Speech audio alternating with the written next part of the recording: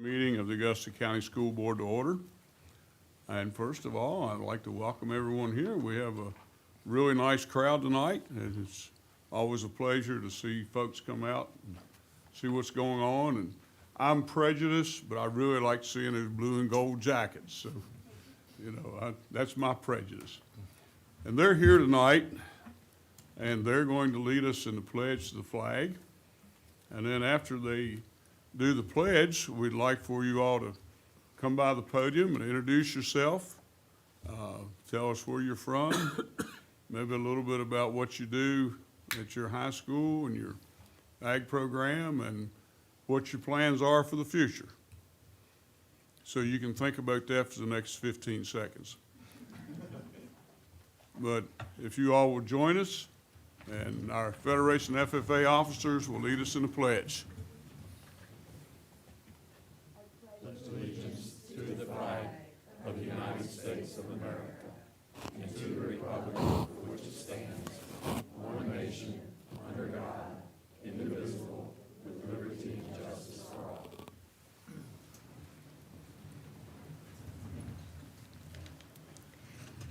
Good evening. I'm Janie Davis. I'm our Mid-Valley Federation president. I am a junior at Fort Defiance High School. And some of my favorite FFA activities and contests have probably got to be parliamentary procedure. This year we have a full team, and it is just one of my favorite contests because it's something that you guys actually get to perform here tonight, and it's something that I will carry into my future.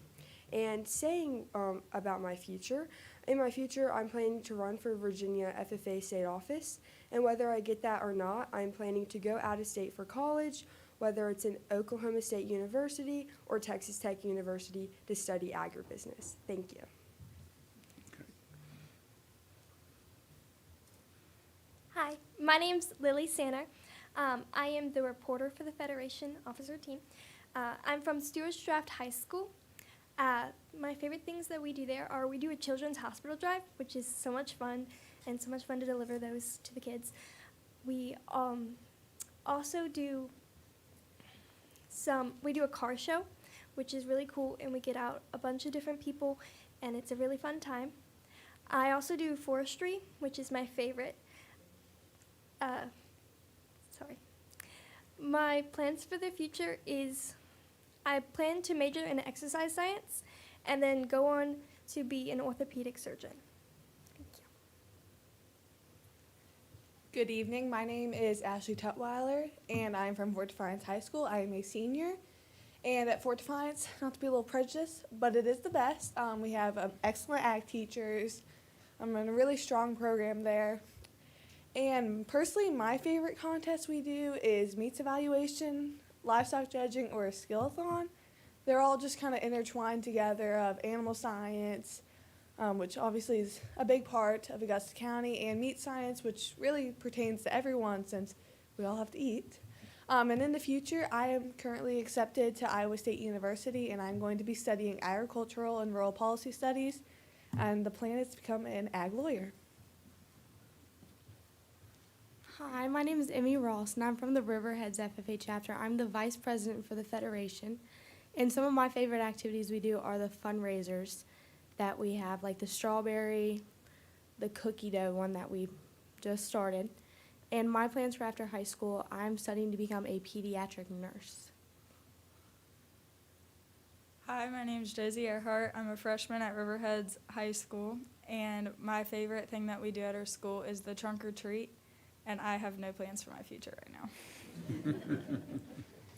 Good evening. My name is Lou Ritchie. I'm from Buffalo Gap High School. I'm a chaplain for the Buffalo Gap chapter.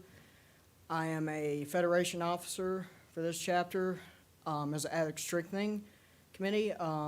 My plans for the future is to become a federal prosecutor, work in Washington, D.C., and a politician. And also, Ms. Cotton wanted me to ask if y'all would like to attend at a breakfast at our chapter at Buffalo Gap on the 25th of February on a Wednesday at 8 o'clock p.m. a.m. Excuse me. Thank y'all for allowing me to speak this evening. Y'all have a good night. Good evening, I'm Aiden McGinnis. I'm currently serving as the Federation Sentinel. Our chapter is currently getting ready for the contest, which is tomorrow, hippology and horse judging. We are also getting ready for Envirothon and livestock judging. In my career, I would like to take an environmental job. Well, thank all of you for coming. We appreciate it. And also, I'd like to recognize, if you all would, your advisors. If the advisors would raise your hand, I see a whole bunch of you sitting over there. Thank you all for coming tonight as well. We really appreciate it.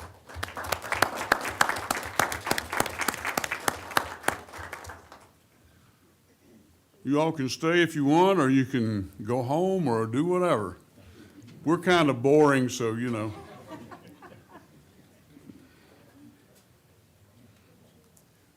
Next, we have some special recognitions of state champions, and Mr. C.J. Van Devener will take care of that for us. Thank you, members of the board. Good evening. Thank you, Dr. Troxel. Tonight, we celebrate the Stuart Draft High School Cougars, who are in the VHSL State Championship in theater, and Riverheads High School Gladiators, whose yearbook staff captured the VHSL State Championship as well. These accomplishments reflect extraordinary talent, dedication, and teamwork, and they highlight the strength of both our students and the educators that support them. The Stuart Draft High School Cougars theater team delivered an exceptional performance this fall, earning the VHSL Class II State Championship with their production of Language of Angels. Their work showcased not only artistic talent, but hard work and collaboration. This state title is a tremendous achievement and the testament to the dedication of our students and their director throughout a memorable season. We also want to thank Mr. Ramsey, principal of Stuart Draft, for coming out tonight. And at this time, we'd like to bring Miss Amy Bussey up to introduce the team.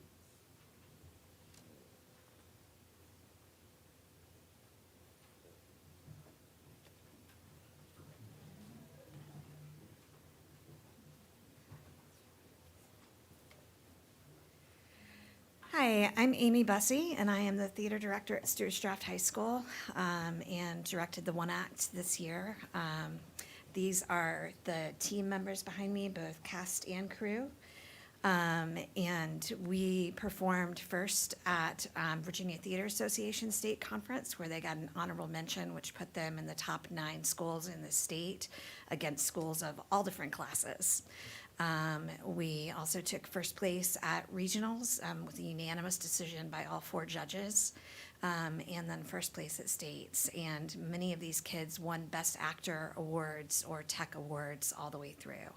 So I'm incredibly proud of them. They worked really hard the whole season, and to see the growth in them from the beginning to the end is amazing. I'm going to let them introduce themselves and tell you who they are and what year they are in school. Hi, I'm Ryder Talley. I'm a senior, and I just want to say thank you to Miss Bussey, because she does work so hard, probably harder than all of us do, putting this show together, and that's all I want to say. Hi, I'm Joseph Teddo. I'm a senior as well, and I have nothing more to say. Hi, I'm Annalyn Rogers, and I'm a junior. Hello, I'm Noah Cheek, and I'm a sophomore. Hello, I'm Natalie Blevins, and I'm also a sophomore. Hello, I'm Emerson Heller, and I'm a junior. Hi again, I'm Lily, and I'm a junior. I'm Lucy, and I'm a sophomore. Good afternoon, I'm Griffin, and I'm a senior, sorry. Hello, I'm Adam. I'm a freshman. And again, just a thank you to these kids for working so hard, and also I'd like to say thank you to their families for all the support that they gave us all season long, and to Mr. Ramsey for supporting us the whole way through as well. Thank you.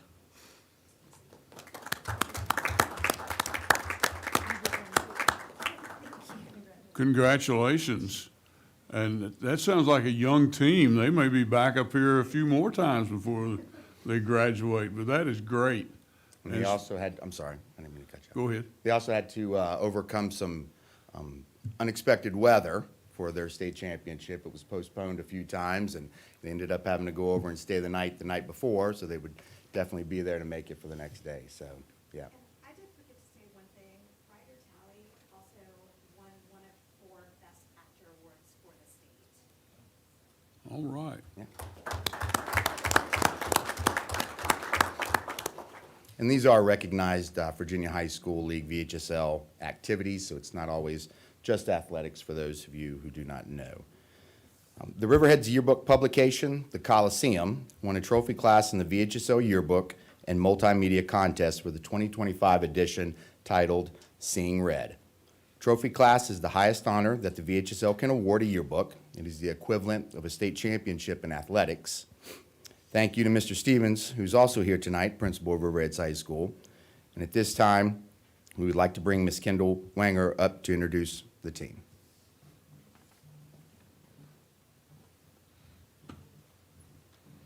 Hi, I'm Kendall Wanger. I am the yearbook advisor at Riverheads High School, and we are here tonight to recognize some of my 2025 staff, and I hope the rest of them are watching, for their outstanding publication for our 2025 edition of the Coliseum called Seeing Red.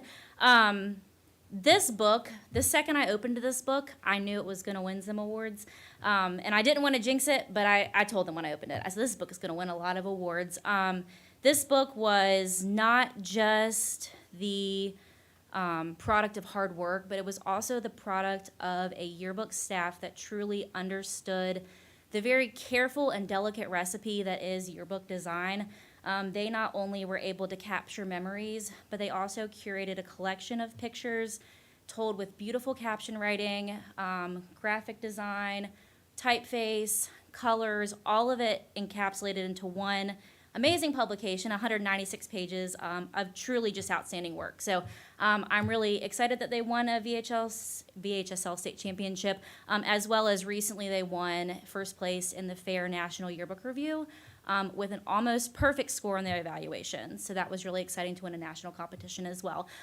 So I'm gonna let them come tell you their name and their grade. But before I do, I did bring the school board a copy of our book to have. I'm going to let Mr. Ward, since he's a former yearbook advisor at Riverheads High School and English teacher, start with the book, and then when he's ready to share it with the rest of the school board, I would be honored if all of you guys would have the time to take a look at this book, because it really is, it's just a beautiful production. I'm so proud of them for all their hard work on it.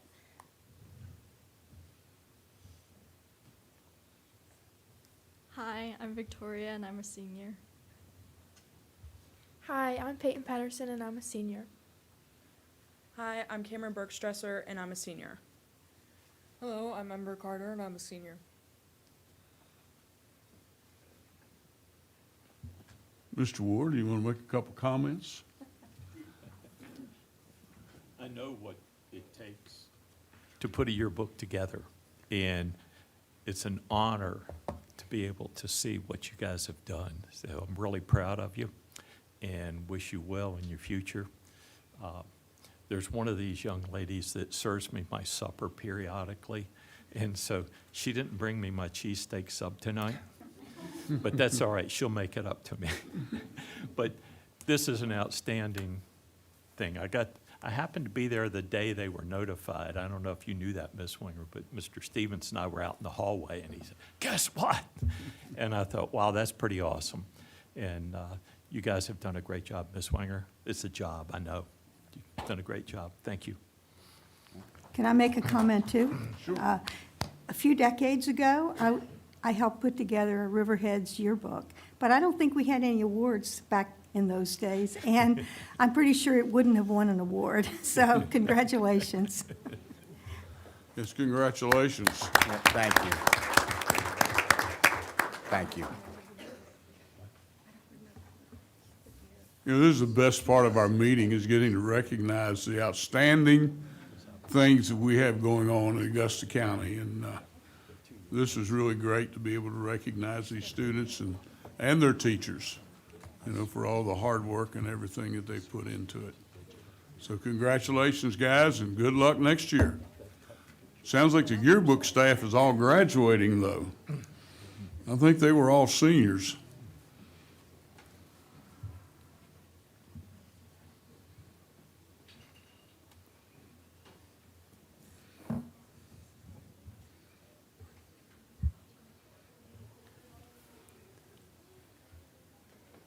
Next on our agenda is a public hearing on the budget. This public hearing is designed for those folks that would like to address the school board on items regarding our budget. If you have other items you want to address, then you will need to do that during delegations. But this is for a public hearing for the school board budget, and at this time I will open the public hearing. And do we have anyone that has signed up for the public hearing? Okay. So we have opened the public hearing, and if no one has signed up, then I guess we will close the public hearing. Moving on to the consent agenda. Are there any changes to the consent agenda? No, sir. Okay, so the consent agenda is the same as what we had published. We will need a motion to approve the consent agenda. If you want to take a moment and look through it, you're welcome to do that as well.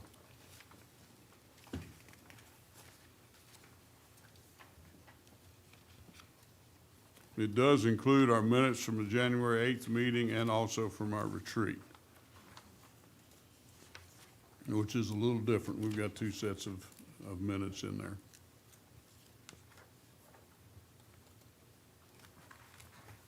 Mr. Chairman, I'll make a motion, we approve the consent agenda as presented. Is there a second? Second. Any discussion on the consent agenda? If not, all those in favor signify by saying aye. Aye. Opposed, no. Consent agenda is approved 7-0. Delegations. Do we have anyone that has signed up for delegations? Yes, sir. We have one speaker this evening, and that's Karen Hayes. Okay.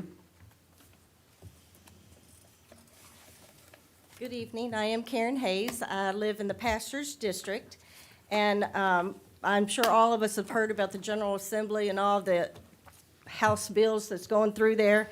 I'm very concerned about several bills in our current General Assembly pertaining to the curriculum and our students. House Bill 333 is proposing Virginia Standards of Learning to require January 6th be taught and use the term insurrection. This school board, under Virginia Code 22.1-79, retains authority over the supervision of instruction and the management of schools in this division. So under 22.1-200, you can control the selection of textbooks and instructional materials. And under the standards of quality in 22.1-253, you can retain discretion over instructional methods and implementation.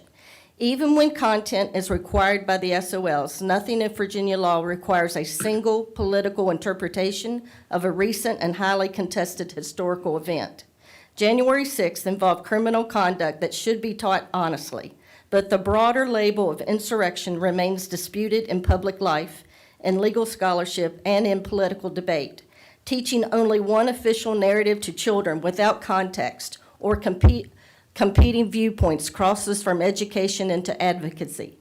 Our public schools should teach students how to think and not what to think. I respectfully ask that if this bill is passed, that you as a board adopt a local policy consistent with your legal authority that requires neutral and non-advocacy language when teaching contemporary political events, presents multiple scholarly and legal viewpoints, and includes primary source documents and court rulings, distinguishes legal findings from political rhetoric, protects students from being required to affirm a political label or viewpoint. Nothing in the SOLs prevents this board from requiring neutrality, balance, and critical analysis. In fact, that approach is consistent with sound education and constitutional principle. Local control still matters. Implementation still matters. Framing still matters. Our children deserve facts, context, and critical thinking skills, not political messaging. Another bill of concern is House Bill 614 and its implications for how history and social science will be taught in our public schools. I want to be clear at the onset, I fully support teaching students about historical contributions, experiences, and struggles of all people. Our history should be comprehensive, accurate, and honest. However, I'm deeply concerned about the bill's use of the word affirming. That language as it relates to sexual orientation, gender identity, and personal lifestyle categories. There's an important distinction between teaching historical facts and contributions, acknowledging the existence of different groups in our society, and affirming or validating personal identities, preferences, or lifestyles. But we should not require students or teachers to affirm sexual orientation, gender identity, or personal lifestyles as morally or socially normative. Appendix O of Augusta County School Policy emphasizes teachers should remain personally neutral on controversial issues when instructing students. There's a crucial difference between teaching about a topic and affirming or endorsing personal identities or lifestyles. In conclusion, I wanted the board aware of some of these bills that could directly impact the education of our students. Be ready to uphold and enforce policies already in place. Instruction presents factual information about history and society, including contributions of all groups, but remain neutral as directed in the Augusta County School Policy, rather than promoting or affirming any particular identity or lifestyle. Thank you. Thank you.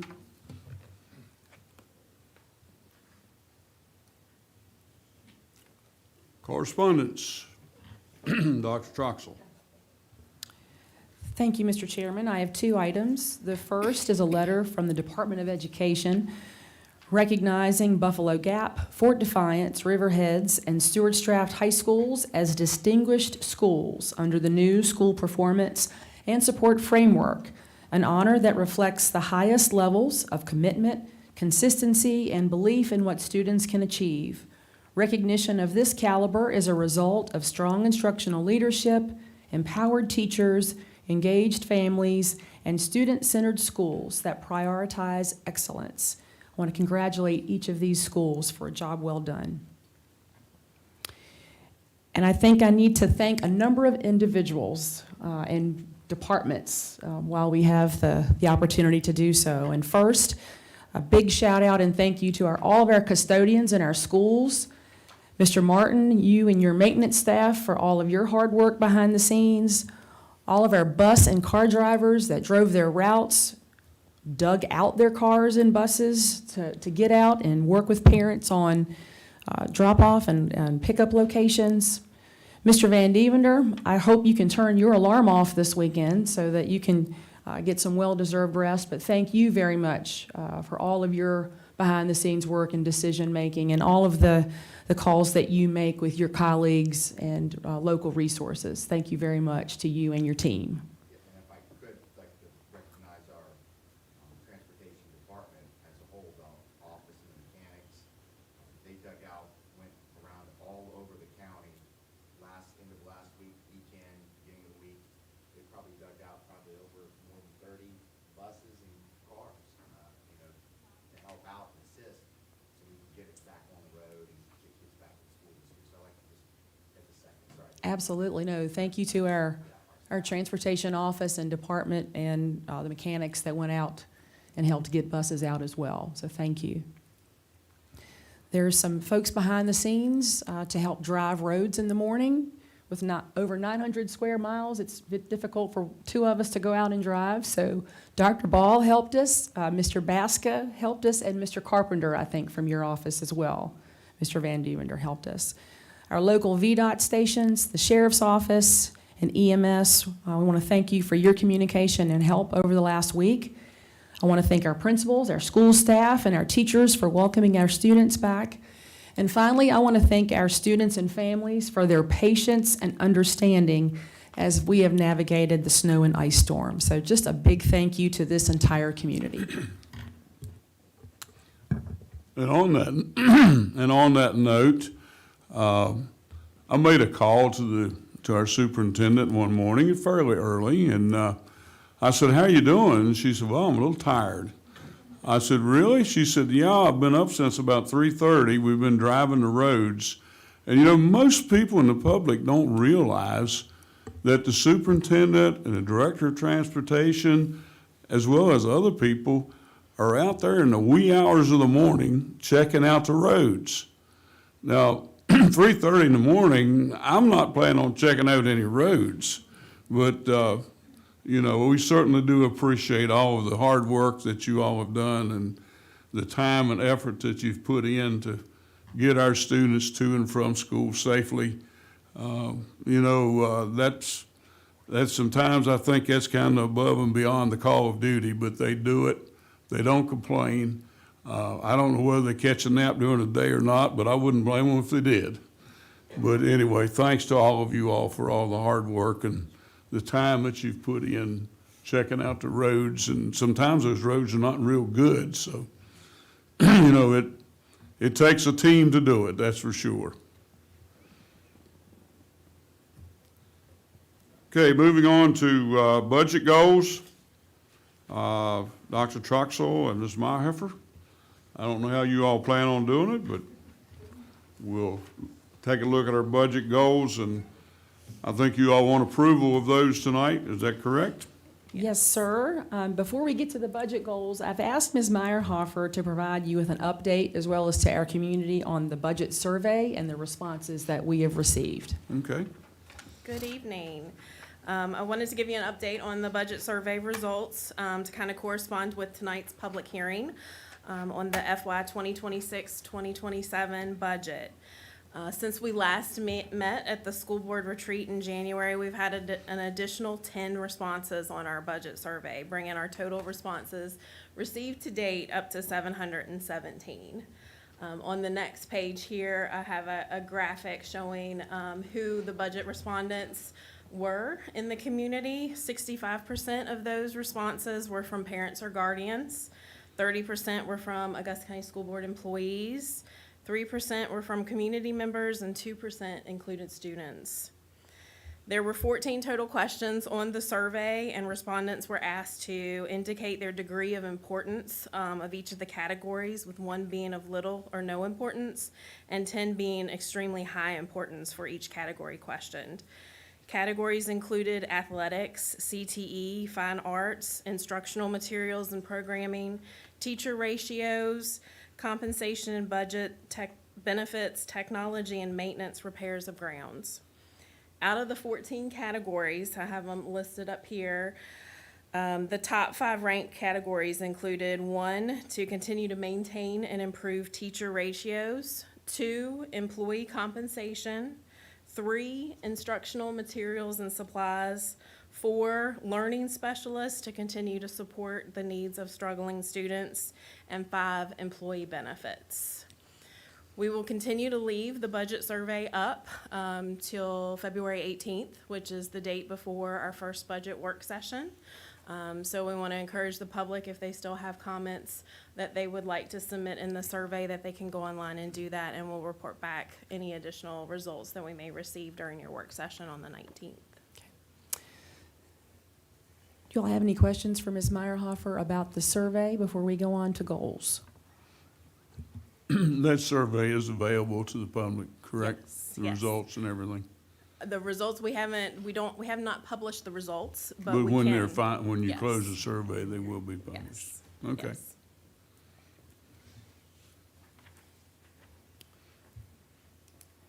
Thank you, Ms. Meyerhofer.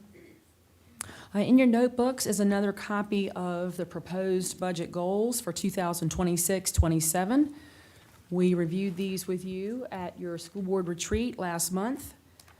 We did revise last year's goals to ensure that we were mindful of the budget survey responses so far and the priorities of our comprehensive plan.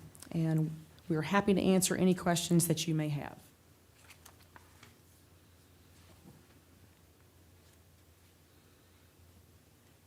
Any questions or comments on the proposed budgets? The proposed budget goals. I think we saw all of those at our retreat. We will need a motion to approve our budget goals tonight. If we could move forward with that.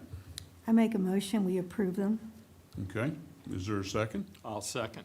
It's been moved and second that we approve our budget goals for 26-27 school year. All those in favor signify by saying aye. Aye. Opposed, no. The motion carries 7-0.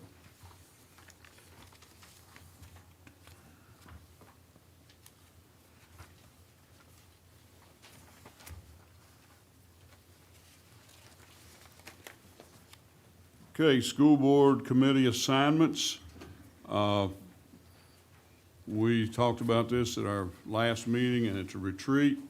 I have not received any requests from any of you all to change committees or anything, so unless you all have worked something out and haven't told me about it, which that'd be all right too, but since I haven't heard anything, with the list of committee assignments, we will stay with what we have. The new members on the board will pick up those committee assignments from the previous board members. And I think you have a listing of the committee assignments. And if there are no objections, we'll move forward with that. I think everybody's okay with that. Okay, SBMA annual. Mr. Chair, I didn't realize you were talking about my proposal too. Okay, you want to do that now? Yeah. Okay. So what I suggested at the board retreat was that we form another standing committee of the board to keep an eye on academics and academic achievement. I think I've told some of you that my entire first year on the board, there was almost no mention of academics at all. And I came on the board thinking the main thing about schools is, teaching kids learning. And I was quite surprised. And to find out how the county was doing, I had to go on the state VDOE website and find out on my own. That situation has improved, and we're getting more reports now. But since the main focus of this board ought to be on academics, we still have to look at all those other things, transportation, safety, building maintenance. But academics should be of high concern to the board. It's got many layers to it. I've met with Dr. Melton more than once. Mr. Lawson has, and maybe some of the others have.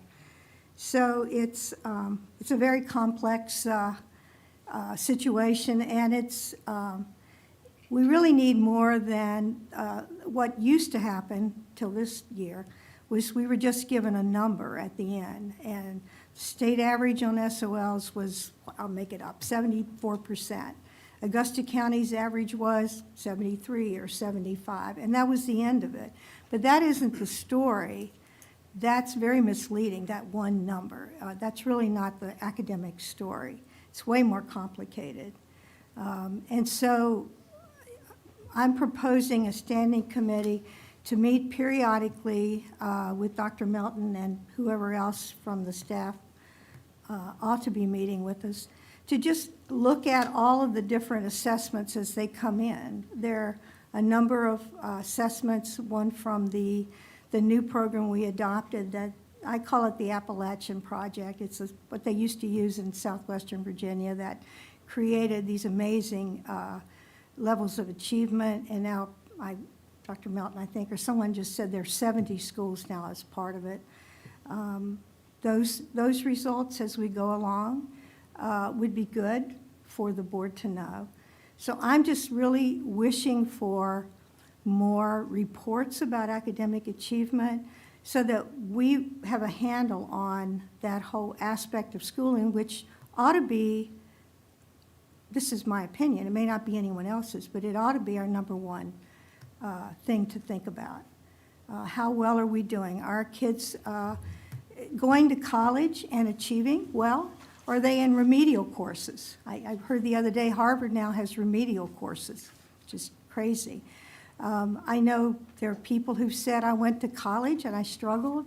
One of the academic counselors at JMU said, there are too many kids coming in that need remedial courses, and some of those are from Augusta County.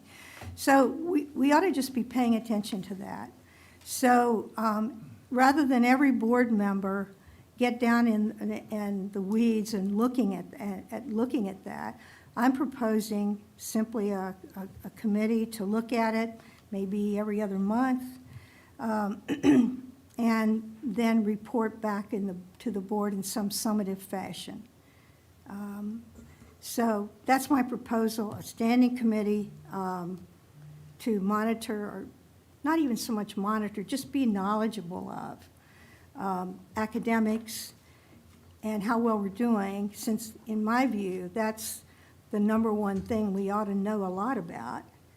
And not just how we're keeping kids safe, or, how, do we have enough buses, or what's our transportation like, or are our buildings falling apart, or are they in good shape? We know, we get reports on all that, but I'm suggesting reports on academics. So I'm proposing a small committee. I've already had one person say they'd volunteer to be on it. Of course, I'd volunteer to be on it.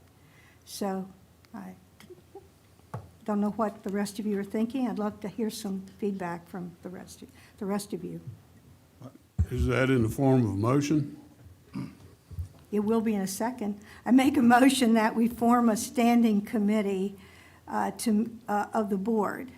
That, and what I gave you earlier at the retreat was they would have two charges. One is to monitor school performance goals from a variety of sources and assist in the broader education of the board on academic progress. So those would be the charges to the committee. So I'd welcome other people's comments. Could you shorten the motion for the minute, for purpose of the minutes, or do you want the proposals as part of the motion? I didn't think that was long. Is that a long motion? So Well, do you the want to- points are standing committee, the charge is monitor school performance goals from a variety of sources, assist in the broader education of the board about academic progress. Three things. Okay. I gave you the goals and I gave you what I'm proposing. Okay, all right. Is there a second?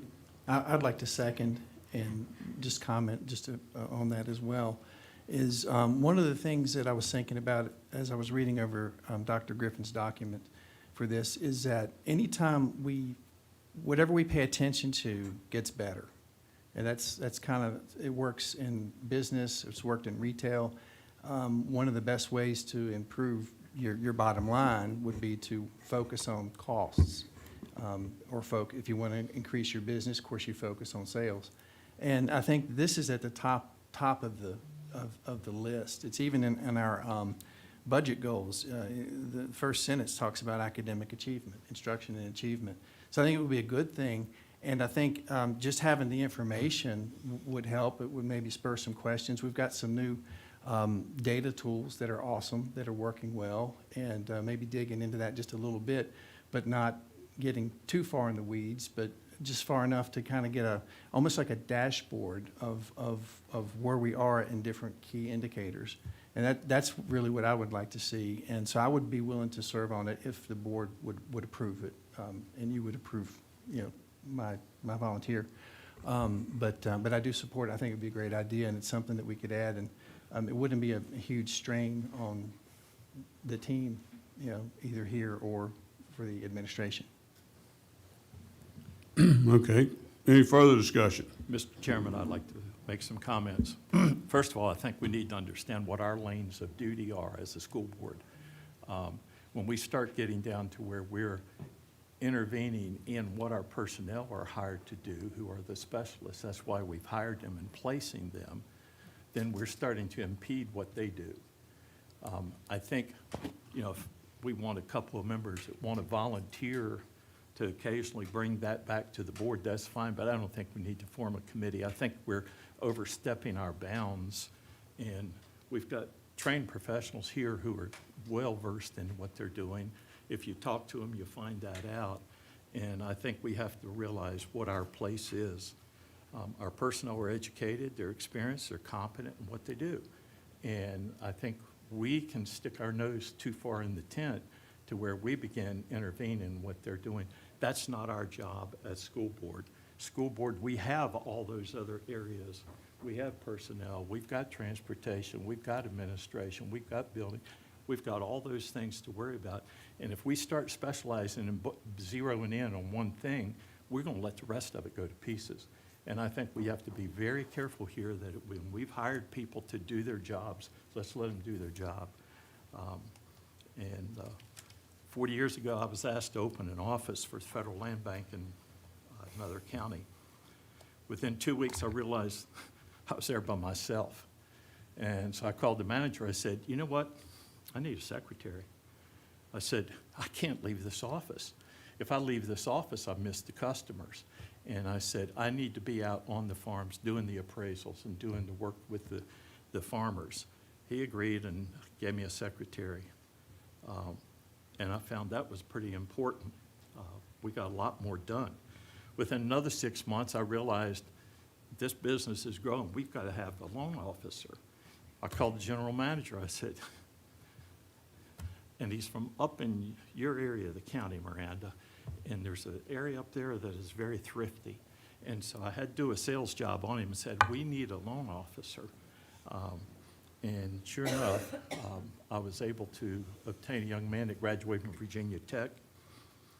I just tell you this because within 5 years, that office grew from $5 million in ag loans to $25 million with 3 of us doing the job. And you know why it worked? Because each of us did what our job was. And I think that's something that's important. If we let people have their responsibility, let them build what we need to be built, then we will get there.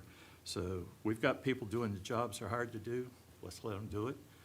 I think we're overreaching when we go to creating a committee to do that. Well, wouldn't it be the same process as the committees we already have? We have finance, we have Matthews Trust Fund, we have a safety committee, and it's not to get in the weeds, but to participate somewhat so that we can report back to the board. And I don't think that's, I certainly don't have time to get, I can't take on another job. Right. I can't take on anything. Right? My bandwidth is stretched like everybody else's, but I think maybe once every couple of months to meet and talk and pull some data would. I don't think it's worth developing a committee for. I think that is just something that if an individual wants to take that as their responsibility to occasionally ask our people, hey, where they are, and they can bring that back to the board if they see problem areas, okay? But as long as we're making progress, I think we need to let them do their jobs. And they will come to us when they realize that they need something else. They've been pretty good to do that, okay? Mr. Chairman, I was intrigued by this committee that Dr. Griffin is speaking of, and we talked about it before at the last school board meeting. And but when we had the school board retreat earlier last month, I thought Dr. Melton's presentation, this review of new accountability framework, school performance report, was more than adequate. I will echo a little bit of what Mr. Ward said. It's their job. We hired them to do it. We appointed them to do it. I feel like they can report to us adequately. I foresee this falling back on teachers to gather information that they're busy enough. And I have the opinion very much like Mr. Ward has, that we let them do their work. Any other discussion? Mr. Chairman, I'd like to offer a few comments as well. I agree with what everyone said, and me being new to the board, I have a lot to learn. And Dr. Troxel, being new to her role, hearing her 100-day plan a few weeks ago, it was pretty incredible. And I think in terms of a committee, as a board member, I've spent a lot of time reading and figuring out what can I do to be an effective board member. And a quick Google search to summarize it today. I've thought about this for weeks. Should a school board member monitor academic performance? Yes, school boards should monitor academic performance as it is a fundamental responsibility for ensuring that the district's vision and goals for student outcomes align with reality. And I in no way would advocate for us as a board micromanaging anything that Dr. Troxel does. At the same time, if it takes a committee to start to work with Dr. Troxel and the administration to establish realistic goals that are both measurable and achievable with a drawn-out process. I understand that this is not a few month process. This is a years-long process of understanding where we are as a division and where do we aspire to be. And if the committee is the right approach to start to, at a smaller scale, establish some goals with Dr. Troxel that we can measure in intervals a long time, I would be an advocate for that because I care deeply about the students in our division, of course, and their academic achievements and success. Any other discussion? Yeah, Mr. Chairman, I would just like to say that I know I remember Dr. Melton's speaking in regards to education at numerous meetings, and in my mind, that's what her staff is like Mr. Ward said, is hired and paid to do. And anybody that needs to have any information that they don't feel they're getting can certainly go to her or her staff or Dr. Troxel at any time and get that. I just don't want to get into where I think we don't want to feel like we're undermining our system when we have people in place to take care of the needs of our education part. That's just my thought. Okay. Mr. Chair. Yes. So why would we have somebody on the safety committee if that's interfering in an area where we have, and I fully believe that in this district, we have extraordinarily competent people about keeping our kids safe. Well, Why would we have have a board member on that? Or We why? have outside members on the safety Oh, committee I know as that well. too. But why would we have somebody on the governor's school board? Why is any board member, are they down there to meddle in or micromanage the governor's school? It's the same logic. Doesn't matter what the committee is. If we're not to meet with people on a regular basis, Head Start. Why do we have somebody on the Head Start board? I think it's an entirely different situation. Yeah, that's what I can't understand. To me, it's the same one. And the Well, very fact that we get knowledgeable about our achievement, and we've come, like, just in the 2 years I've been on the board, we've come a long way from giving me one number. I was given one number. You know, here's the state, and here's how the county did. We've come a long way from that. But paying attention to academics should be job one. And I know that's just my opinion. I realize that may not be the board opinion. I think it is the board's opinion. Academics is number one. And you keep bringing that up as if we don't care about academics, and I'm getting a little frustrated with that. So what's the objection to becoming more knowledgeable about? I think if we want more knowledge, we ask our staff to report more often. I don't think it's our job as a board to be meddling in what they do. You know, we have oversight responsibilities. We do not have management responsibilities. Absolutely. And I think the oversight comes in where we would say, Dr. Melton, we want to report more often, or there may be specific information that we want. And that's what we've hired these people to do. And anytime a school board member goes to messing within that, then that starts to undermine their confidence. That, you know, it undermines what they're doing. It's saying to them that we don't trust what you're doing, we don't have confidence in your ability. And that isn't it at all. This will be the last thing I say on it. It's not meddling, it's collecting information and becoming knowledgeable about all of the pieces that make up the huge database that we have. It's not meddling, it's not telling anybody how to do their job. It's absolutely no different from any of those other committees. It's way different. And we'll just have to respectfully disagree on that. Well, that's fine. Because that is not at all what I'm suggesting. To use words like monitor is different from meddling. I'm not telling anybody, nor is anyone else, telling anybody in the school system, you really ought to test kids on test X. That's not at all. what we're doing and what I'm proposing. And I find it frustrating for me that somehow wanting information is viewed as meddling or learning too much, like the phrase that you just used with sort of sticking your nose under the tent. Well, that's what every committee does. They stick their nose under the tent. Let's look at safety, whoever's on that safety committee, let's look at that. But I think it's clear where we stand, but I would like to call the question and have a vote. Okay.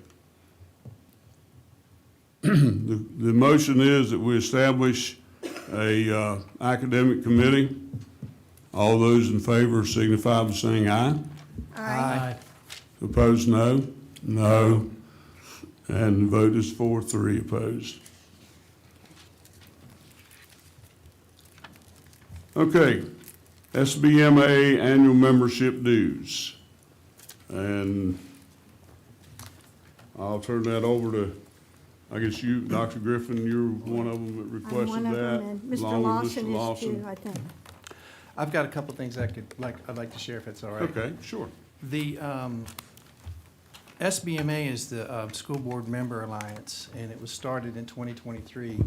It's got a pretty narrow focus on certain topics, and I want to kind of just give you a few things from their website to the board and their vision. But the SBMA was founded on the principle that by empowering school board members with knowledge, fostering open dialogue, and advocating for sound policies, we can collectively create a brighter future for Virginia students. The mission is to provide education, emphasizing common sense policies and practical solutions that benefit students, educators, and families. They empower school board members to uphold and respect parental rights while exploring the value of school choice to enhance educational opportunities. Through trainings, they foster transparent governance, promoting open communication, accountability, and involvement of all stakeholders. They prioritize fiscal responsibility, equipping school board members with insights into responsible resource management for optimal student outcomes. And the vision, it's a nonpartisan association, and that was one of the questions that has been asked. It's a nonpartisan association empowering school board members with resources, professional development, and a supportive network. And so they work in a narrow lane, and it's not something that we would look to replace VSBA with, but it's something for those of us on the board that might like to dig into some other topics.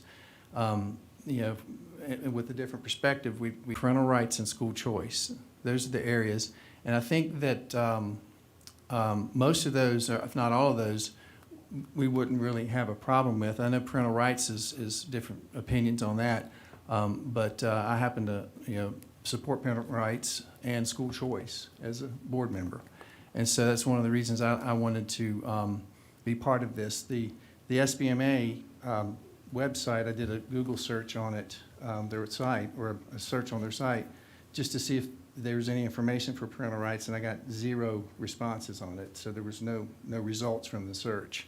So that's one of the areas that it could augment for those of us that maybe want more information on it. So the membership agreement is something that is pretty standard with the way other groups work, is that there's an agreement to certain values and things to support, and that as a member, when one would join, we would agree that these are points that we would support: academic excellence and high expectations for all students, respect for parental authority and transparency in government, safe, disciplined learning environments where discipline is consistent, fair, and effective, fiscal responsibility and accountability to taxpayers, age-appropriate, academically rigorous, and politically neutral instruction, commitment to lawful and ethical governance, commitment to ongoing training and growth, and also one would agree to protect their copyrighted content and not share that or reproduce it, I guess,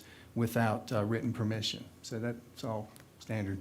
And so they have a kind of a tighter lane in those areas. And what we have asked is that those of us that join, if the school board would consider paying the yearly dues.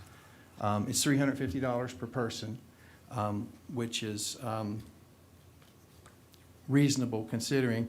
I did look at some of the other things in our budget from last year, from 2024-25, and I went through the budget that we approved on March 21st and looked at all of the dues and association memberships throughout all of the different,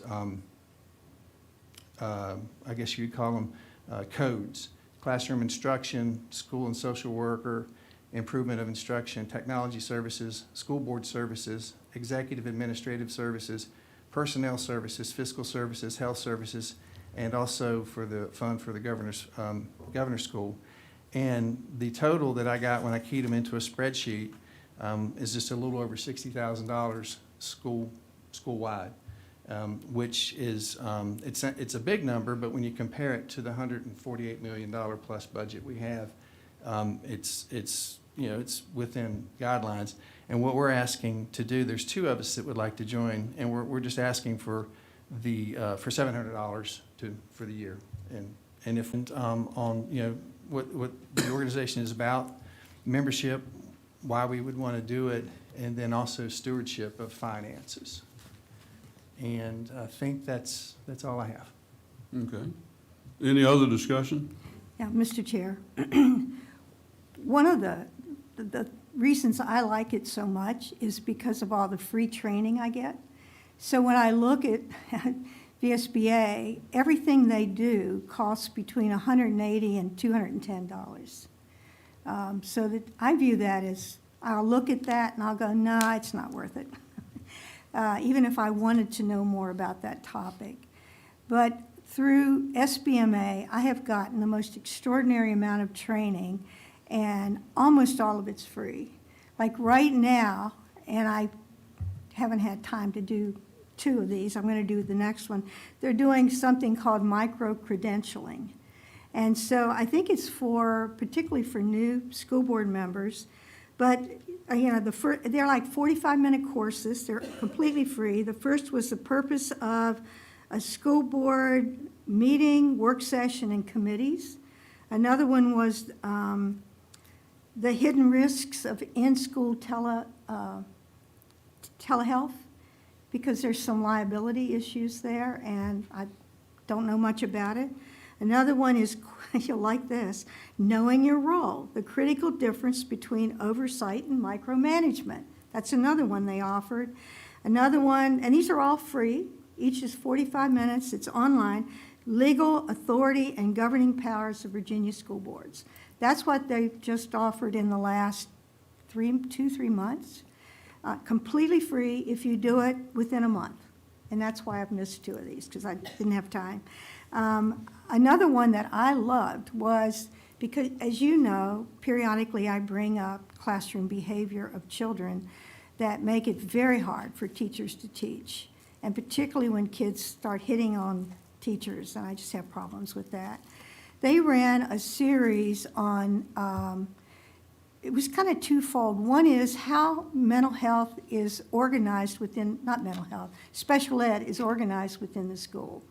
So, and it's things we do, it's just so complicated that I didn't totally understand it. So they went through the different layers of special ed, and then they got all the way down to kids' behaviors. But it was, I think it was over 3 weeks. I think each one was an hour or an hour and a half webinar. And I did all of that because I'm very interested in these kids who have trouble with self-control. A couple other things they do, they're wonderful.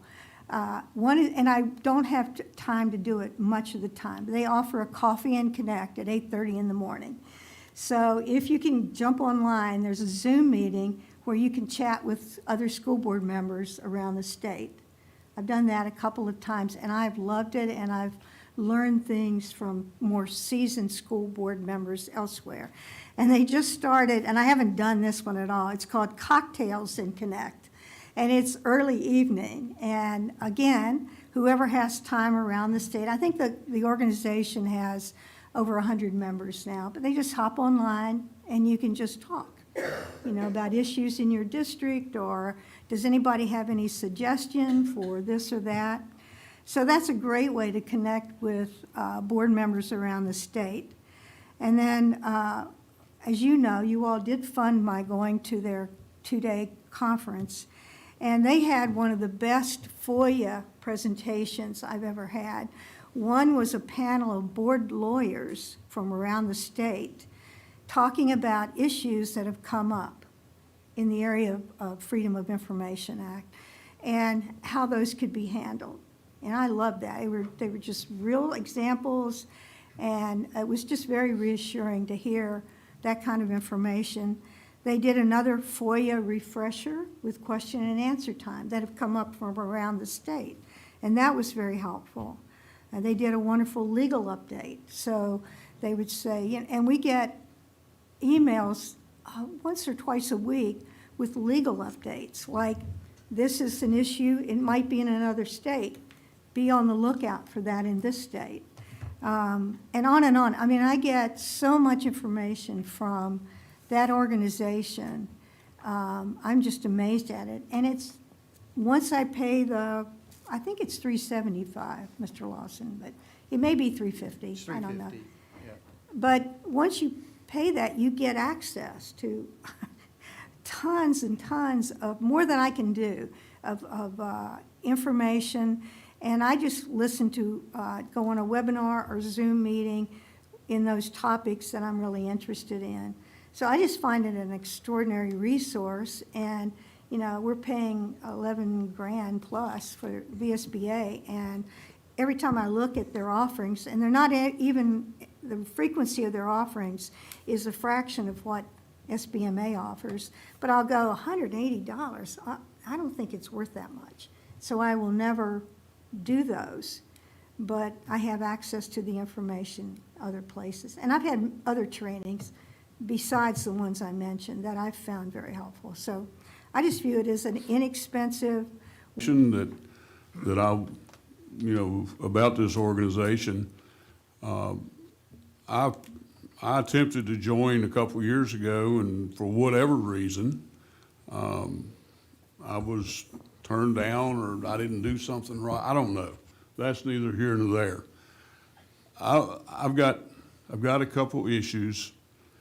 First of all, if this is an organization for school board members, then it should be open to all school board members. And if I've got to sign an agreement to join, I've got a problem with that. I'm not saying that I don't agree with what they stand for. I'm just saying that, I shouldn't have to do that to be a member of an organization that is for school board members. And the other concern that I have, while I may agree with what they stand for, and there are citizens in the county that pay taxes that probably don't. And it concerns me to use their taxpayer dollars for me to join an organization that they don't agree with. I mean, I don't have anything against this organization. I think they say they're non-political, but they're pretty right-wing. And, whatever the board decides to do is fine with me. If I want to join it, I'll pay my own way. That's where I am. And I think it probably offers a lot of good information, but I just have a little heartburn asking citizens to pay for something that they may not agree with. Any other discussion? Mr. Chair, of everything they lobby for. Because once the people who, at these conferences, like we have a representative, I think it's you, Mr. Shiflin, once they vote to lobby for X, X stays in the book until something happens. And there are things that they're lobbying for that I can promise you taxpayers in this county wouldn't like, because things that I would not agree with. And so I don't think the issue of a taxpayer dollar not going to a group with a particular point of view about how to educate is a valid issue because it cuts both ways. Well, I'm just concerned with an organization that all they want to hear from is people that agree with what they want to support. Well, I asked the director about that, and she gave me she said, like when we had that conference that I went to that I thought was awesome, she was saying that she doesn't want our time spent debating things like, should parents have the primary say in their children's education? I believe that. Most of the people in Augusta County believe that. And she doesn't want to spend the time in a meeting or on a Zoom arguing about that kind of an issue. So the issues are ones where she doesn't want you to join if you don't agree to those issues, so that when we have our Coffee and Connect, we all have a set of, I think there are 10 things. You just read them, Mr. Lawson. I don't think any of us would disagree with them. And they don't want to spend the time arguing with people. They don't want to hear differing opinions. No, is that's it not what I amounts to. said. That isn't what I said. I don't even understand that argument, differing opinions. Like, we have differing opinions right now. It's not they don't want to hear it. They don't want to have their meetings disrupted by somebody who has a different set of beliefs about how to do education. And you yourself said you most likely agree with everything on there. So that's all they're trying to do. It's not exclusive at all. It's just, do you agree with these things? There's nothing faith-based in that. There's nothing political in that. They just want board members to be well-informed. So in my view, it's mainly a professional, an organization that gives you a lot of good professional knowledge that a school board member needs. That's all it is. And I have personally dramatically benefited from that. So. Mr. Chairman, I personally think the VSBA has done an excellent job and has done it for years. Until Dr. Griffin and Mr. Lawson shared the information about the SBMA, I didn't know anything about them. And I personally think that when I think it was Mr. Simmons that joined at the very beginning, I think in that 1 year he brought a pamphlet back. I don't know that we really benefit from that group. So in my mind, if you want to join, that's fine, but then you pay your own way. That's just my thought. Mr. Chairman, I'd like to weigh in as well. I haven't joined, and nor do I plan on joining the SBMA. I've enjoyed what I've learned from the SBA, and it's been a great organization. But at the same time, I have done a little bit of research, and I've spoken to Mr. Lawson a few times about his experience, and I can attest that what he shared, it's made him a more effective school board member from what he's learned. And my personal opinion is that we should support their decision. I agree with reimbursing them if we've reimbursed them in the past, unless the SBMA's goals and really their fundamentals have changed drastically. I don't know why we would stop. So I would be okay with supporting them with their decision. Any other comments? Mr. Shiflett, I agree with Dan. I don't think it hurts any of us to get some education, and so I think it's been pretty effective. My suggestion is that we just look at this as it's helping our less senior members to get whatever education they need at this point. I know the first year or two I was on the school board, I just kind of was feeling like I'm in a vacuum. What did I do this for? And so if we can smooth the transition for people, I'd say let's do it. Let's give them the opportunity. We're talking what, $350 Okay. a person? I'd say, yeah. We've done it before. I don't see why we don't continue it. That's just my personal opinion. I don't have a problem with it. It seems like the majority of the board would be in consensus that we go ahead and pay the dues for those members that want to join. So, you know, if there's no objection, you know, that's what we'll do. Okay? Sounds good. All right.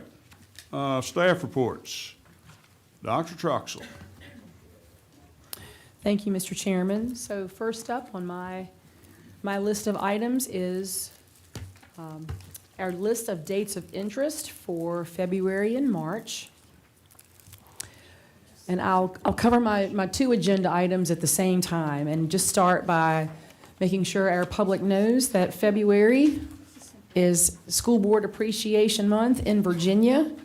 And I want to thank each and every one of you for all of the time that you devote to your constituents and your communities by serving on our school board. So thank you so much. I look forward to continuing to work with you. I know that you've been invited to various appreciation activities, and I hope that you have fun at those and enjoy those. I was at the one at Wilson High School just a few days ago with Mr. Swartzel and Mr. Whitmire, and the students did a very nice job, and the staff did a nice job.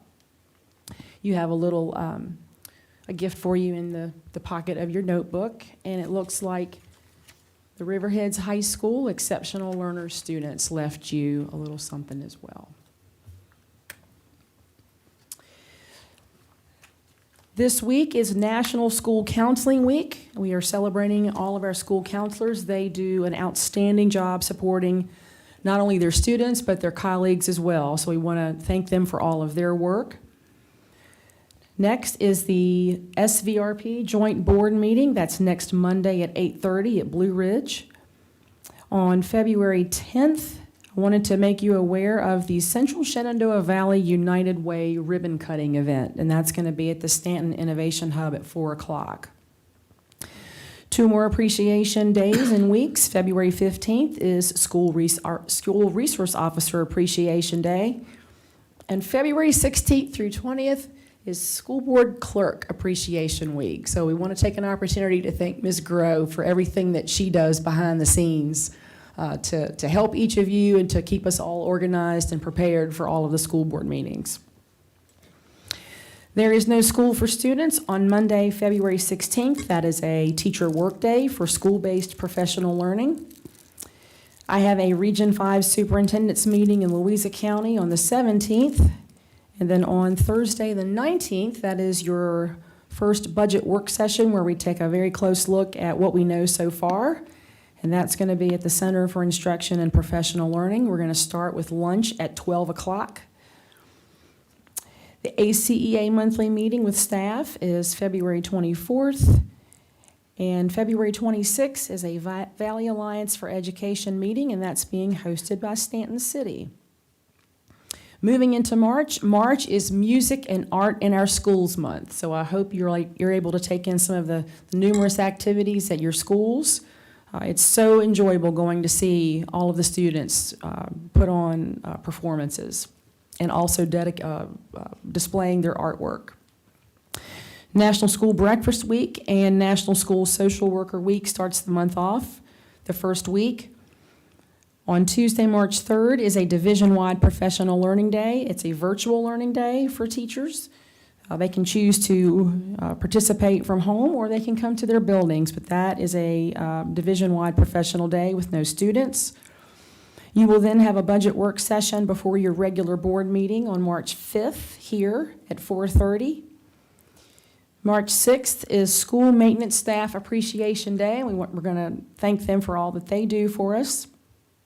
March 11th is the Valley Career and Technical Center and Valley Governor's School Joint Board meeting at 11 that day.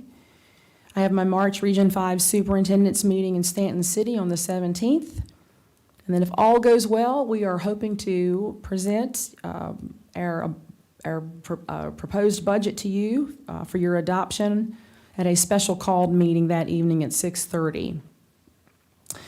After the weather we've had this week, it's nice to see the word spring break, so we're looking forward to that, March 30th to April 3rd. And then a tentative date where Ms. Meyerhofer and I will present the budget to the Board of Supervisors. We think will be March 30th, but we'll keep you posted on that. There are some other celebrations there at the bottom. You had your FFA students here earlier. So we're celebrating National FFA Week as well as National FCCLA Week and National FBLA Week in February. On the next pages, you have your February and March Fine Arts calendar.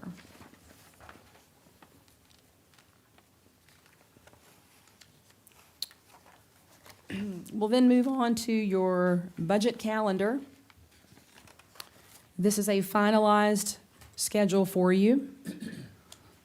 So you can see everything that we've done so far, including our budget hearing tonight. On Thursday, February 19th, we will work with staff and they will present to you their budget requests for the 26-27 school year. Again, that will be at the Center for Instruction and Professional Learning, followed by the budget work session before your regular meeting on March 5th. And then again, March 19th, we're planning to present the budget one final time for your review and adoption, and that will be here in the boardroom. And then, as I said, we're looking late March to present to the Board of Supervisors. My last item is, if you'll remember, at your school board retreat, I presented several recommendations from staff to you, and you asked me to put these on the agenda for this evening. The first recommendation was to add 2 half-day work sessions, one in either April or May, to review upcoming legislative changes, policy revisions, and plans for summer professional development for teachers and staff, and then adding one in October for the purpose of reviewing enrollment data, assessment results, and school CSIP plans. Those are not set in stone. They can be fluid, and we can add any agenda items that you would like, but staff would like to recommend adding those 2 half-day work sessions. The second request is to move the May 7th school board meeting to the Center for Instruction and Professional Learning. And that is the evening that we will have our Whole Village Awards and Support Staff of the Year recognition program before your regular meeting. And that's all that I have for you this evening. Do you want a board decision on the additional work sessions and the venue change tonight? I was just asked to bring it back. I'm happy to entertain it further, or you all can consider it and we'll talk about it later. Well, I think the venue change, we can certainly deal with that tonight, and we'll talk about the other. I think moving it to the center for the May 7th meeting, I believe it is, to facilitate the crowd that we'll have. I don't see any objections to that unless some of the board members have an objection to moving it. I don't. Closer to my house. Closer for you, there you go. It's been packed the last couple of years. Yes, it has. And we've got more room out there. Yeah. So, no objections from the board members on that. We'll go ahead and make that change. And we'll have our May meeting out there.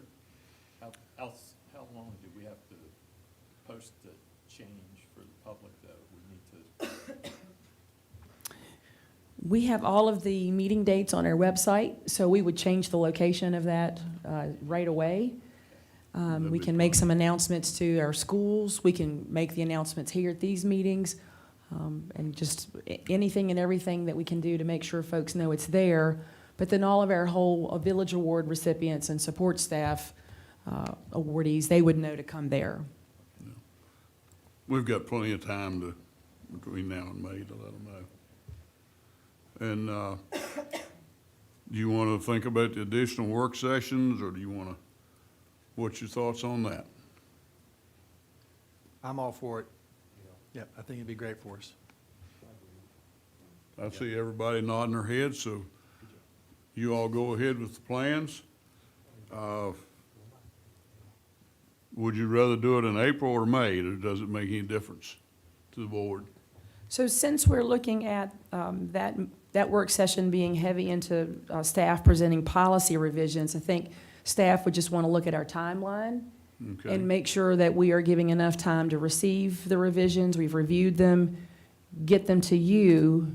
So whether we would do that before your May meeting or as a work session after your May meeting, I guess is what staff would want to talk about.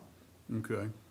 We've got a little bit of time on that, and with the general consensus being that we would be willing to do the work sessions, you all decide when it'll work best for you all, and let us know. Okay, thank you. And we'll get it to work.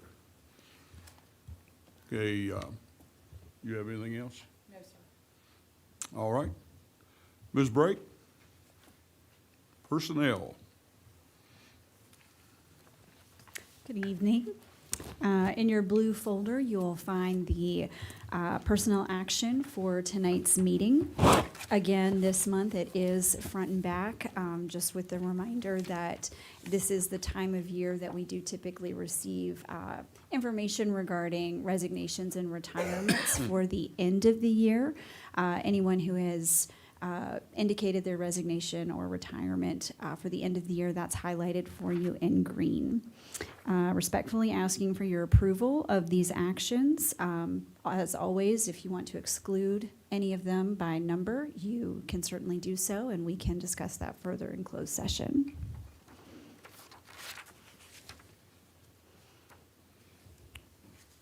Any questions or comments? We will need a motion to approve personnel action. So move. Is there a second? Second. It's been moved and second that we approve the personnel action. All those in favor signify by saying aye. Aye. Opposed, no. Motion carries. Thank you. Next is some recognition of our support staff members of the month. We began that last month in January, recognizing some folks. I will say that this is certainly hard to narrow down, especially when we have so many incredible folks who support our schools and our students and receive wonderful nominations from those administrators. But for the month of February, we have narrowed it down, and I certainly want to thank Carter Myers Automotive, or CMA, for sponsoring this month's support staff. We will start with elementary. And the support staff of the month is Miss Jenny LeBlanc. Her principal shared with us that Miss LeBlanc is a joyful and dedicated teaching assistant. She arrives daily with purpose and presence, and this year she's partnered with the reading specialist, and they have noticed that the students are making incredible gains due to her willingness to learn and the heart that she puts into her students.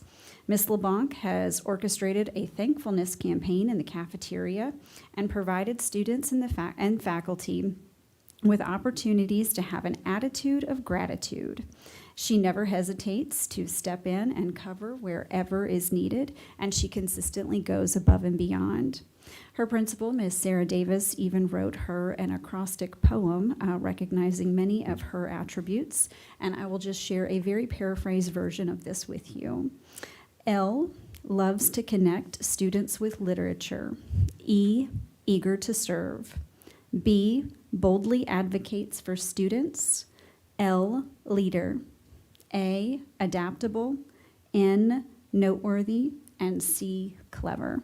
Just a few things about Miss LeBlanc that make her so wonderful.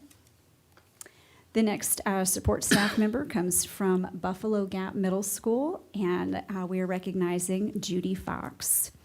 Judy Fox is an extraordinary educator and a wonderful person. She cares deeply about students and finds ways to bring joy to all of those she encounters. She has high expectations and consistently communicates her desire that students be their best. Recently, she took time from her day to go over to the high school to help them to learn more about a former student that she used to work with. She went and observed the student in class and offered suggestions on how that student would work best.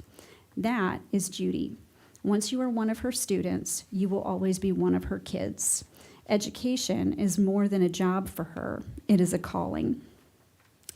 Ms. Fox cares deeply about the people in the building beyond the school day. She comforts staff members who are experiencing difficulty in their lives and demonstrates that people matter deeply to her. She's also quick to joke or provide an encouraging word when it is most needed. Buffalo Gap Middle School is a better place because Judy Fox is there. She is excellence personified.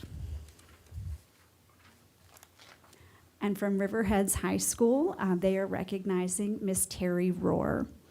Miss Rohr is the guidance secretary, and she has more than 20 years of experience in this role, which helps her to anticipate the needs of the school and the department even before she is asked. She has a proactive approach and an attention to detail that help the guidance department at Riverheads High School run smoothly each day. She is flexible, dependable, and willing to help in any capacity. She has incredible knowledge of students and the school community, and no matter the situation, she approaches students and staff with a positive attitude and a genuine desire to help. She has a compassion for students that is evident in small but meaningful ways, including bringing snacks and mints to share with students who come to school hungry or need a little something extra to get through the morning. She is a tireless worker and a dependable employee, and her commitment to Riverheads is boundless, and her impact on the school community is felt daily. They are thankful to have someone like her supporting their students and staff.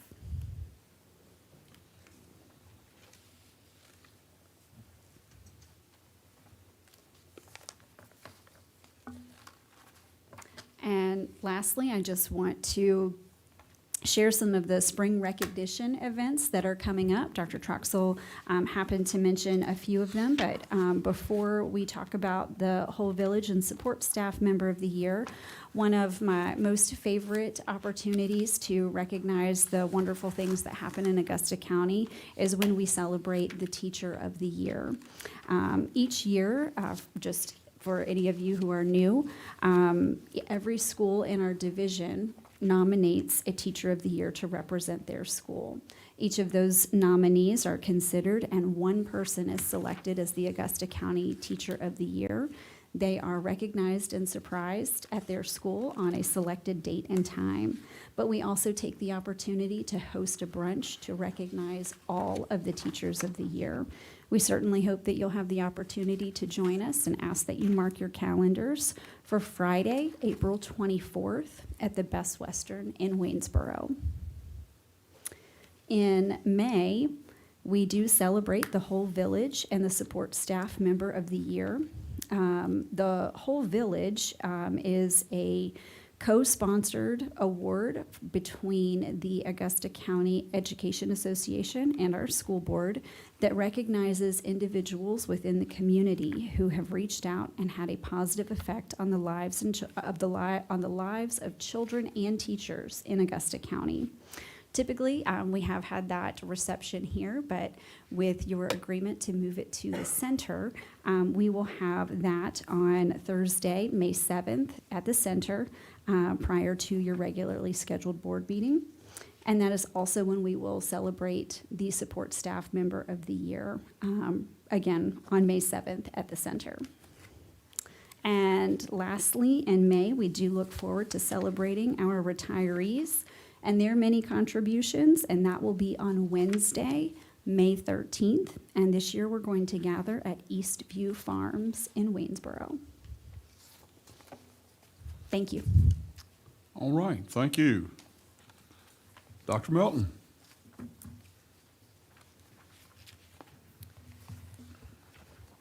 In your packet, you should have the version of the calendar, the current draft. This has not changed since I presented it at the board retreat. So at this time, we are in the process of just letting principals and their staff review the draft as well for any additional comments or revisions that they may request. But when reviewing it with principals at our most recent total staff, they all appreciated the input from their staff and the reflection of that input. And they didn't have any recommendations at that time, but again, we are giving them a chance to go over it one more time with their staff in this form. But again, there are no changes from the retreat. Any questions for Dr. Melton on the calendar? I have a quick question. I know last year we missed so many academic school days that we added. We did something with the calendar. I don't remember what. How many days have we missed? I We know- just recently yeah. missed 6. We missed 4 in the first semester. So total 10? Total of 10, and then a scattering of hours because of delays. Yeah. And those in the fall were all December, am I right? Yes. Okay. Wow. And last year, Dr. Griffin, this year, we actually have more days in the calendar than we did last year. And we typically build out the 2 quarters that surround the winter break are the 2 longest quarters, just for that reason. They tend to have more school days so that they are impacted less.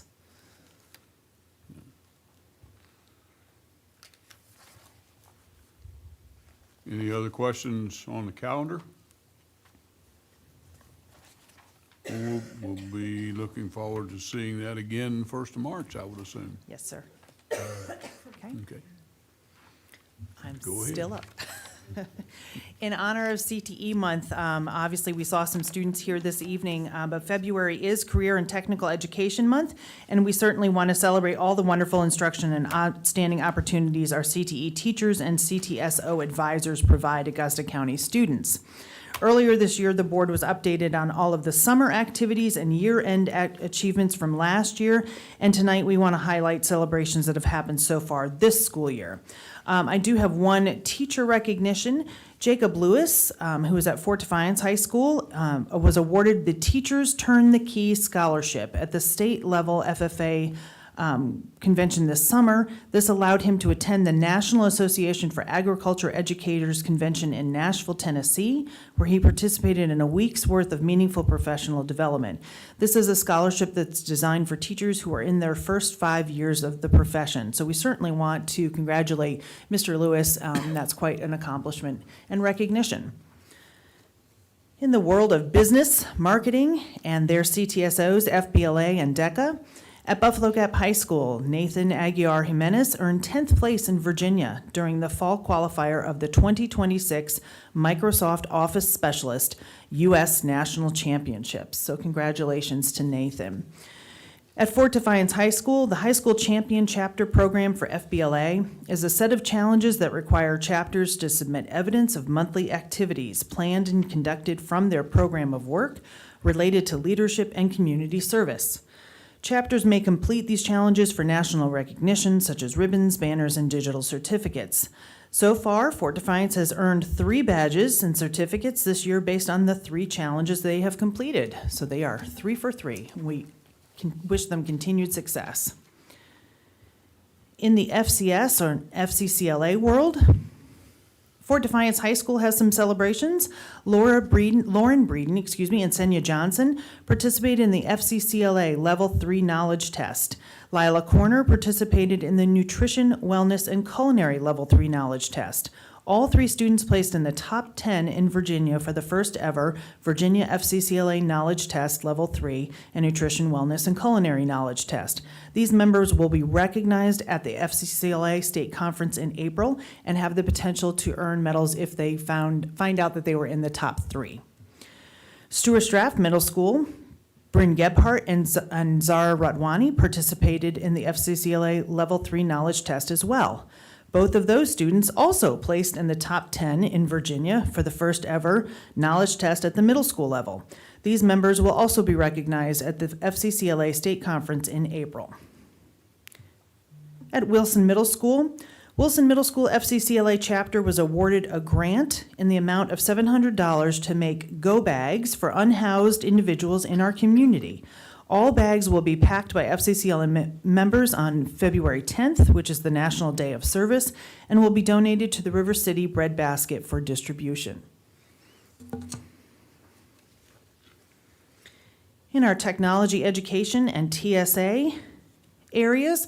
At Stuart Draft High School, Adam Vreeland, an entertainment design and technology student, won an award for Best Spotlight Operation at the Virginia Theater Association State Conference. This is the only award given for Spotlight Operation in the state, so congratulations to Adam. At Wilson Memorial High School, Spencer Stout, Gabe Wingfield, Bryson Simpkins, Rose Hale, Mason Hale, Aubrey Stajahar, Kyla Klimick, Michael Jant, Catherine Diedrich, all placed 5th in the video competition at the TSA Fall Leadership Rally. This also qualifies that team for state Technosphere competition in May. TSA members also placed 3rd in photographic technology, which again qualifies for the state Technosphere competition in May. Wilson Middle School TSA, Alman Sharee Madhani placed 4th in structural engineering at the Fall Leadership Rally. They are now qualified for the state Technosphere. And Madhani also placed 5th in Dragster. So again, he qualifies to compete at the state Technosphere in May. In our agricultural classes and our FFA chapters, Buffalo Gap High School had the state-winning horticulture demonstration team of Michaela Lloyd and Summer Ward. They also had the second place horticulture demonstration with Savannah Lloyd. 8th place in the state ag demonstration with Reagan Gwaldney.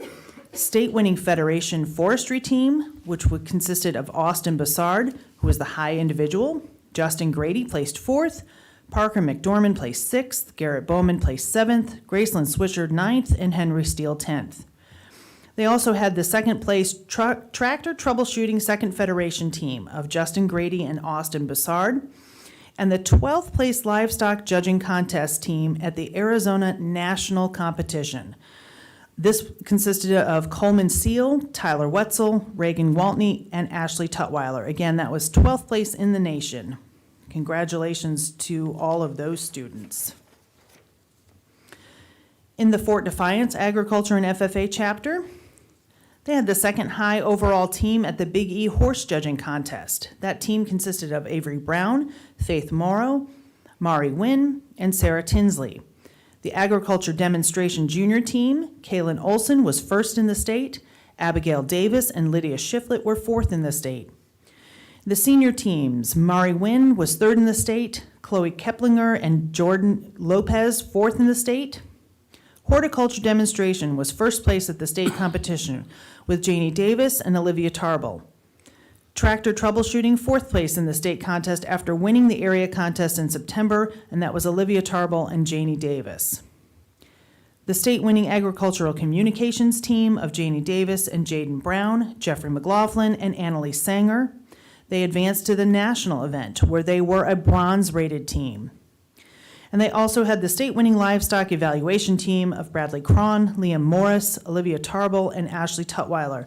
They advanced to the national contest where they were named a silver-rated team, and Bradley was 13th overall individual in the country. At Riverheads High School, again continuing with FFA, we had local winners in tractor operators with Michael Kegley. Michael will compete again March 18th at the area level. We also had the local second place tractor operator winner, Mason Miller. Mason will again compete on March 18th at the area level.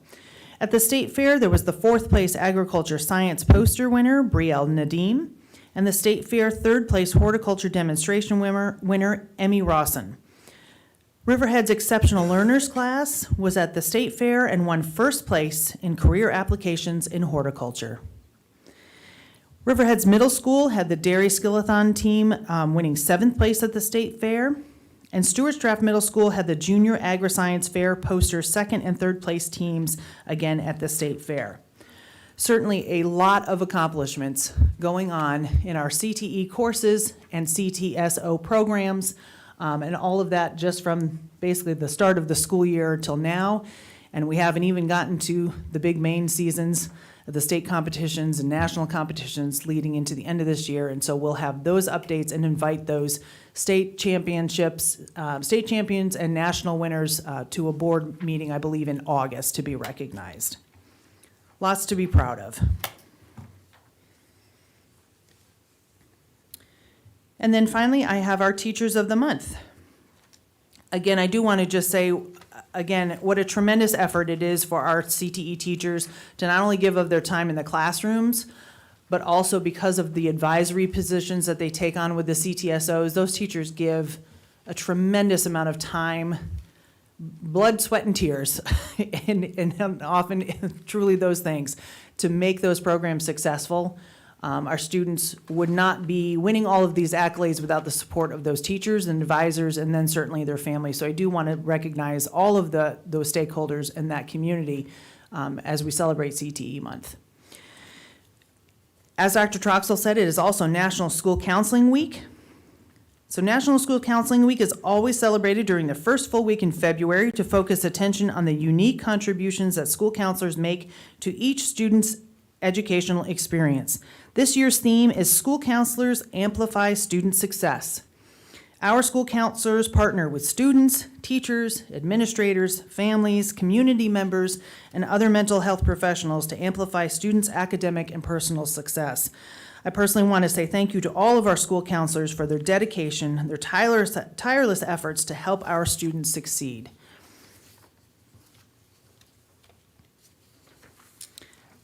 Our Elementary Teacher of the Month. This month we want to celebrate Mrs. Melody Parsons as our Elementary Teacher of the Month.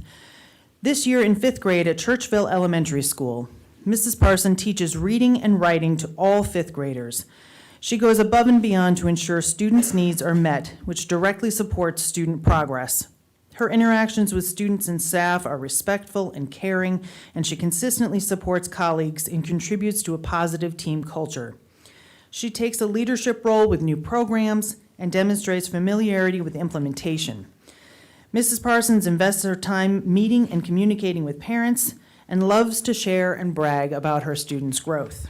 We appreciate all that Mrs. Parsons does to be a champion for her students and helping her students grow in their literacy learning.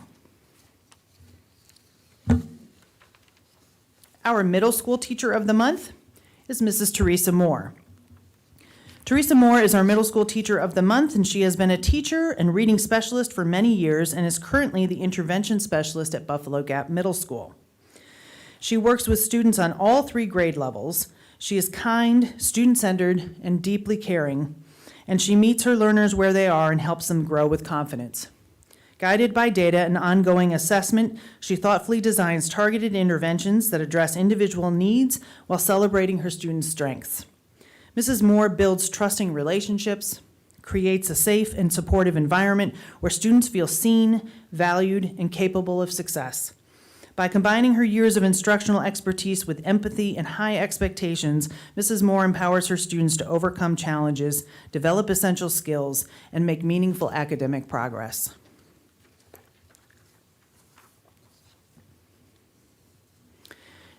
And last but not least, we have our High School Teacher of the Month. Megan Shiflett is our High School Teacher of the Month. Ms. Shiflett is a Spanish teacher at Wilson Memorial High School. Ms. Shiflett is an excellent teacher and colleague. In her classroom, she works to design lessons that are engaging, help students gain a better understanding of the Spanish language and Spanish-speaking cultures. She is also a leader within her building and across the division.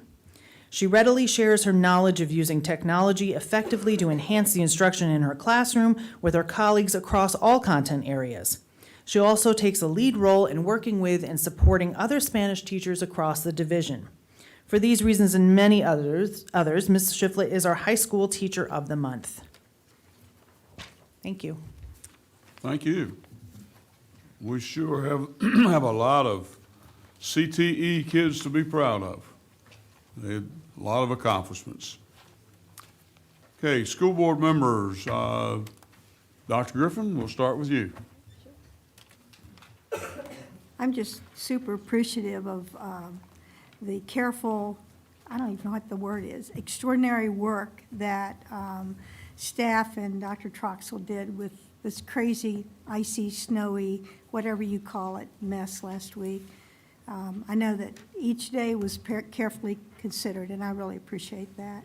Keeping kids safe, but we're still trying to educate them when the snow lets us, so thank you. Mr. Ward? I'm in that same vein. All I can say about the way it was handled in the last week and a half is job well done. Communication was great. I don't understand how many miles of sidewalks we have, but I know we got a bunch of them at Riverheads, and I saw guys down there at 6 o'clock at night in the dark with picks and stuff trying to get the ice off the sidewalks last Thursday. I think it was last Thursday night, a couple days before we got back in school. But they were out there working, trying to get that stuff cleared off. And I just don't think we can thank them enough. Virtually every person in staff, I think, was involved. But the one thing I will have to say that was pointed out to me was one of the cafeteria workers. I saw her, and she said, "John, I just want you to know what a great job they've been doing letting us know what's happening." So communication's been great. Okay, that's all. Dr. Ogletree? Yeah, I think custodians, maintenance need to hear it from all of us, that I would echo what Dr. Troxel said earlier, and what Dr. Griffin and Mr. Ward said. I greatly appreciate the communication this week, letting us know what's going on, and appreciate the efforts of maintenance and custodians cleaning off the sidewalks. I can't imagine, our sidewalk in our front of our house is still a mess of 4 or 6 inches of whatever that is, snowcrete or whatever they're calling it. But I just appreciate their effort.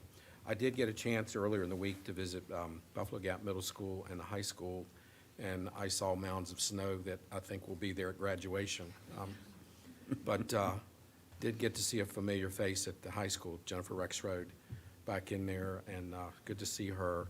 Good to check in with the cafeteria workers at both schools. Been to a couple of basketball games. Enjoyed that, enjoyed getting back in there, seeing the parents, seeing the kids. Been a good week.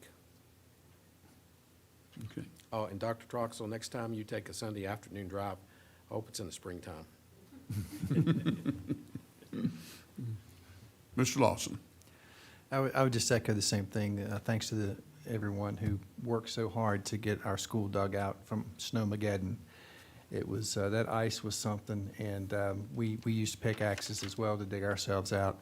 And so thank you for that. And there's another thing that I wanted to mention is I'm really appreciative of the response of the school system and the staff and everyone for the family who had the house fire in Craigsville. And that was thankfully no one was injured, but the way that we responded to the family was amazing, and it was it's a big part of the community focus that we have. So thank you all for what you do. A lot of that stuff doesn't get seen or recognized, but that was really meaningful. So thank you. Mr. Wood? And I'd again like to echo all the thanks as well, and I'd also like to thank our bus drivers for getting our students safely to and from school. I know it's a challenge right now. Thanks to Dr. Troxel for coordinating my next round of tours. We went to the draft schools and Stump, and we'll continue on with them throughout the next few weeks. But had the opportunity to see a Sports Center highlight in person, the Wilson versus Stanton game a few weeks ago, and attended the spelling bee as well. But very appreciative to the staff in Ms. Hanger and administration yesterday for hosting us at Wilson for my first appreciation lunch. We had a great time yesterday, and on a personal note, it's been fun working with my 4-, 6-, and 8-year-old at home during these snow days. So hopefully my work improved, but looking forward to some warmer weather. Mr. Schwartzel? Yeah, that's hilarious. But anyhow, yeah, we did have a great lunch yesterday at Wilson. That's always a good time, and they're so appreciative. I was telling Mr. Whitmire, it's crazy what they give us. I don't know, blankets and pullovers and we certainly don't expect that. That's awful nice of them. The gathering's plenty for me, but it was a good time. The weather has been kind of, I don't know, this was a weird one, much different than, I got hung up, couldn't get out of my driveway, and it really irritated me because I've never had that before. But it was just, but I've realized I wasn't the only one. But the staff obviously did an amazing job, just like everybody said. You can't thank them enough. I mean, That had to be brutal. You talk about sidewalks, I was looking at that when I was at Wilson yesterday, and they go on forever and ever and ever. And so, but anyhow, it's, I think it's pretty, it just says something about what our school division is when we have a situation like that type of storm. And then the communication was top-notch, so that's all I have.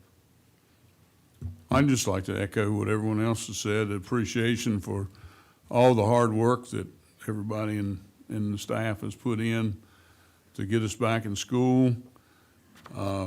This was crazy, but I think, you know, we've survived it. Hopefully we don't have any more of it. You know, I had some communication with some parents, and a couple of things that they said they really appreciated the communication they got from your office. And they said, you know, it really was appreciated, and they felt like they were being kept informed. Couple of things that we might want to somehow get on our radar, and I think you've already started thinking about it. Maybe we need to do some planning on some alternative snow routes. When we get to a situation where our main roads are open and we can send buses, and maybe we can pick up kids at a central location. I don't know, that's something to work on. I think there's a couple of reasons for that, and looking at that. We have a lot of parents that both parents work, and they've got little kids, and somebody's got to take off work, and that hurts. We also have a certain number of our student population that depends on us for food, for warmth. And when they're out of school for a week, you know, some of those kids are deprived. So I don't want us to do anything that is unsafe or jeopardizes the safety of our kids. But I think we need to look at something like that. And that's going to take a lot of planning on your part and CJ's part, and you know, just something to work on a little bit. And the other thing that I'm a little concerned about, and looking forward, we're just the 1st of February. So, you know, there could be considerably more days that we might miss. And I know you all probably got a contingency plan, but somewhere along the way, we've got to get kids back in school. We've got to make up some academic time. If we miss many more days, you know, we're going to have to do something. Kids don't learn when they're not in class. And I think, and academics is our number one thing. So, you know, I'm sure you all have already got a contingency plan, but, you know, hopefully we can move forward with it. And I think everything went well. Kind of like Mr. Whitmer said, I had a parent that I talked to, and she's got 2 boys at home that are in elementary school, and they're both live wires, and we're good friends. And she texted me about the middle of last week, and she said, "Hey, can the little boys come over and help on the farm?" I said, "Well, I'm not really sure what they can do, but, you know." She said, "Mom's wore out, I need a break." And that's one of our teachers, so, you know, I'm sure parents enjoyed having their kids at home, but I think they were ready to get them back in school. That's all I've got. We do have a need for a closed session. Yes, sir, Mr. Chairman. I move the board convene in a closed session for the following purposes: discussing and considering assignment, promotion, demotion, dismissal, salaries, and/or resignation of specific school board employees pursuant to Virginia Code Section 2.2-3711A1. Conducting hearing and/or taking action regarding 3 matters that involve disclosure of information about individual students pursuant to Virginia Code Section 2.2-3711A2.